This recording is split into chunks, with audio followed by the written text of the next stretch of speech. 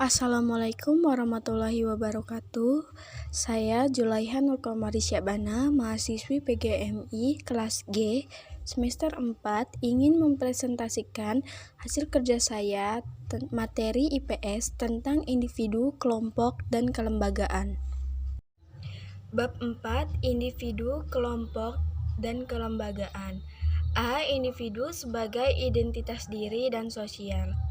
Secara etimologi bahasa, individu berasal dari kata individuum dalam bahasa Yunani yang artinya tidak terbagi. Identitas diri yaitu ciri yang melekat pada tiap individu seperti laki-laki, perempuan, kulit putih atau hitam, tinggi, kecil, kurus, gemuk, dan sebagainya. Cooper menjelaskan bahwa dalam pengertian umum identitas sosial atau social identity mengacu pada definisi diri seseorang dalam hubungannya dengan orang lain atau keanggotaan seseorang dalam berbagai kelompok sosial. Parsons menjelaskan bahwa tindakan individu dan kelompok dipengaruhi oleh 3 sistem. Yang pertama sistem sosial, yang kedua sistem budaya, dan yang ketiga sistem kepribadian masing-masing individu. B. Sistem dan status sosial dalam masyarakat. Sistem sosial yaitu suatu dasar pembahasan tentang masyarakat.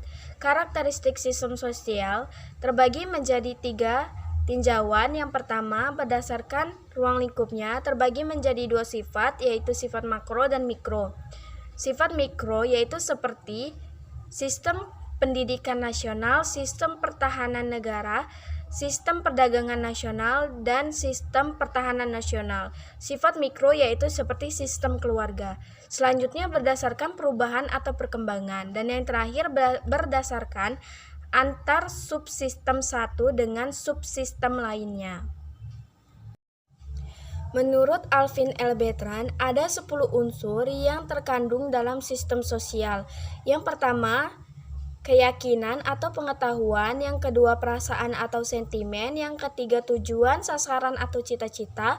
Yang keempat, norma. Yang kelima, status dan peranan. Yang keenam, tingkatan atau pangkat atau rank. Yang ketujuh, kekuasaan atau pengaruh atau power. Yang kedelapan, sanksi. Yang kesembilan, sarana atau fasilitas. Dan yang kesepuluh, tekanan, ketegangan atau stress strain. Aristoteles membagi masyarakat secara ekonomi seperti piramida menjadi 3 kelas. Seperti pada gambar pada PowerPoint, yaitu yang pertama, satu golongan sangat kaya, yaitu golongan pertama merupakan kelompok terkecil dalam masyarakat terdiri dari pengusaha, tuan tanah, dan bangsawan. Yang kedua, golongan kaya, yaitu golongan kedua merupakan golongan yang cukup banyak terdapat di dalam masyarakat terdiri dari para pedagang dan sebagainya. Yang terakhir, golongan miskin, yaitu golongan ketiga merupakan golongan terbanyak dalam masyarakat, kebanyakan terdiri dari rakyat biasa.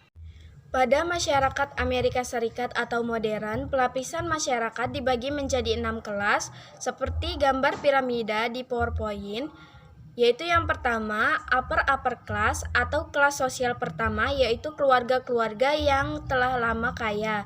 Yang kedua, lower upper class atau kelas sosial kedua, yaitu keluarga yang belum lama menjadi kaya. Yang ketiga, upper middle class atau kelas sosial ketiga, yaitu pengusaha, kaum profesional. Yang keempat, lower middle class atau kelas sosial keempat, yaitu pegawai pemerintah, kaum semi profesional, supervisor, dan pengrajin terkemuka. Yang kelima, upper lower class atau kelas sosial kelima, yaitu pekerja tetap atau golongan pekerja. Dan yang keenam, lower class atau kelas sosial keenam, yaitu para pekerja tidak tetap, pengangguran, buruh musiman, orang bergantung pada tunjangan. C. Kelompok sosial. Kelompok sosial yaitu himpunan atau kesatuan manusia yang hidup bersama karena adanya hubungan timbal balik di antara mereka. Meckler dan Peck mendefinisikan mengenai kelompok sosial sebagai kumpulan orang yang memiliki kesadaran bersama akan keanggotaan dan saling berinteraksi. Robert membagi kelompok berdasarkan ada tidaknya hubungan antar kelompok menjadi 4 macam. Yang pertama, kelompok statis, yang kedua, kelompok kemasyarakatan, yang ketiga, kelompok sosial, dan yang keempat, kelompok asosiasi. D. Interaksi sosial. Menurut Sukanto, interaksi sosial merupakan hubungan sosial yang dinamis yang menyangkut hubungan antar orang perorangan, antar kelompok-kelompok manusia, dan antar orang perorangan dengan kelompok manusia.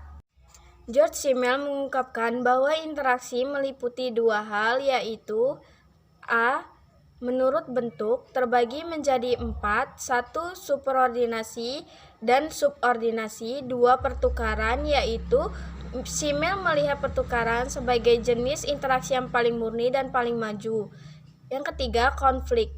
Teori konflik adalah teori yang memandang bahwa perubahan sosial tidak terjadi melalui proses penyesuaian nilai-nilai yang membawa perubahan, tetapi terjadi akibat adanya konflik yang menghasilkan kompromi-kompromi yang berbeda dengan kondisi sebelumnya.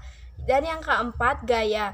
Gaya adalah bentuk relasi sosial yang memungkinkan seseorang menyesuaikan diri dengan keinginan kelompok. B. Menurut tipe terbagi menjadi 4, 1. Orang asing, yaitu interaksi yang dilakukan orang asing dengan kelompok meliputi kombinasi kedekatan dan jarak yang memungkinkan memiliki serangkaian pola interaksi yang tak lazim dengan anggota kelompok lain. Yang kedua, pengelana. Pengelana adalah orang yang hidup berpindah atau melakukan perjalanan dari satu tempat ke tempat lainnya.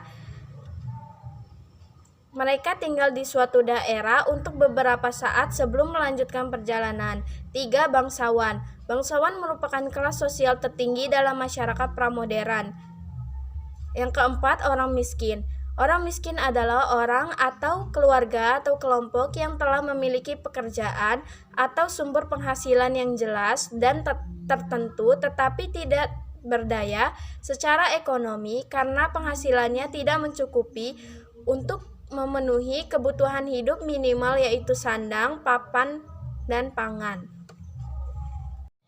Interaksi memiliki dua bentuk pokok. Yang pertama, interaksi asosiatif terbagi menjadi 3. A. Kerjasama atau koperasi, yaitu proses bekerja atau beraktivitas bersama-sama yang pada umumnya dilakukan untuk memudahkan dalam mencapai sasaran atau tujuan. Yang kedua, akomodasi.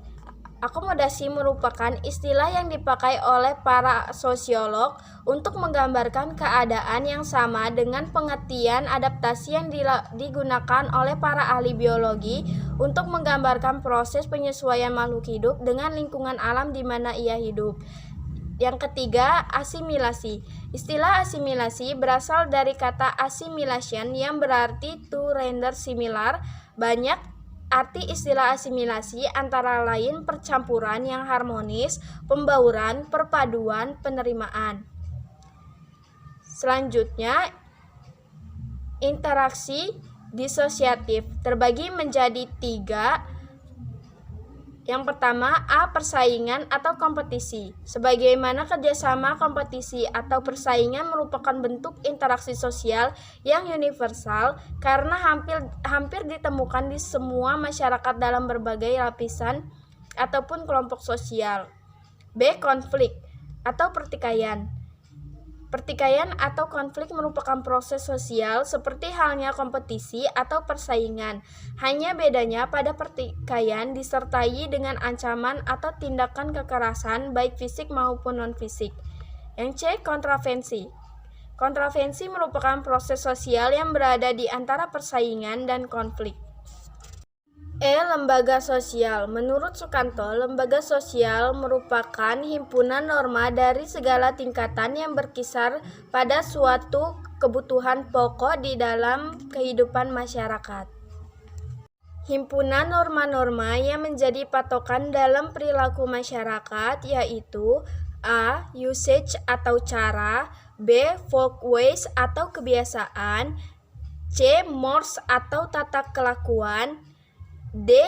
Customs atau adat istiadat.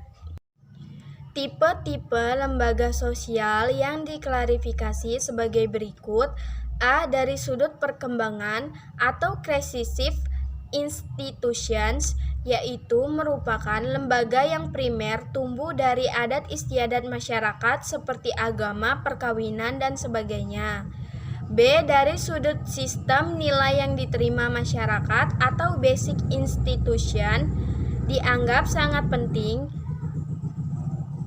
untuk mempertahankan tata tertib dalam masyarakat seperti negara, keluarga, sekolah. C. Dari sudut penerimaan masyarakat atau socialization institution, lembaga yang dapat diterima masyarakat seperti sekolah, perusahaan, dan sebagainya. Yang terakhir, dari sudut penyebarannya atau general institution, dikenal hampir semua masyarakat di dunia seperti religi atau agama.